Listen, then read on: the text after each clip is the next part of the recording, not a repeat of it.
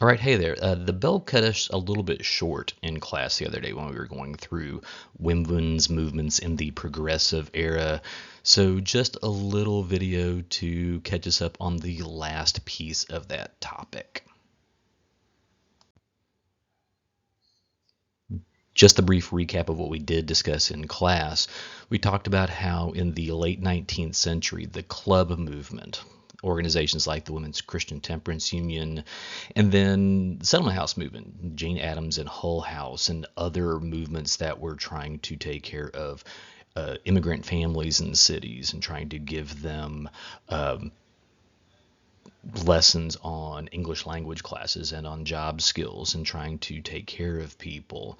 And the temperance movement, like anti-alcohol, both those movements kind of continue to grow in a significant way and see real changes in the United States as a result of these movements. The temperance movement leads to the 18th Amendment with prohibition, and then the Settlement House movement kind of morphs into the Women's Trade Union League, which is focused on women's working rights, and it especially kind of speeds up in some ways after the huge tragedy of the Triangle Shirtwaist Fire.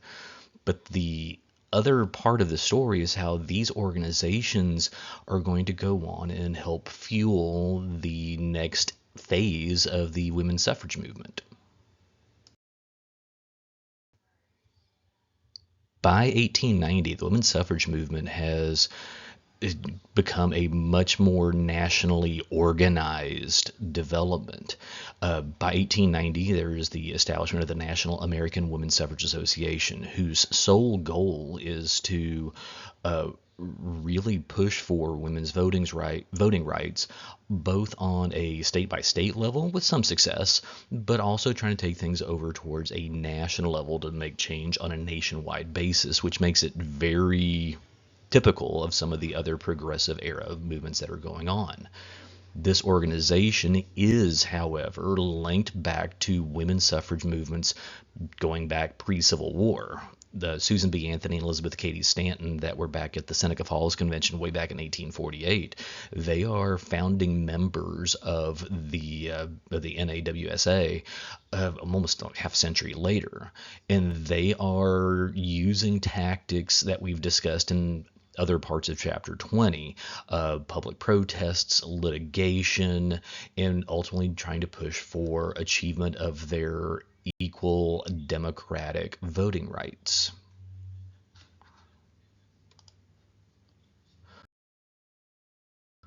The photo here is of a women's suffrage parade in New York City. This is a few years after the Triangle Shirtwaist Fire, and on the surface of it, the fire and women's voting rights aren't really clearly linked to each other.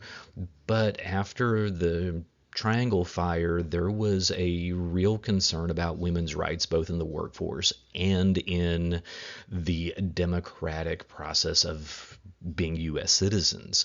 And so this parade in 1915 has got 20,000 women participating in the parade with hundreds of thousands of New Yorkers lining the streets. And this is a pretty good example of a nonviolent public protest, a parade that's dedicated specifically to achieving these rights.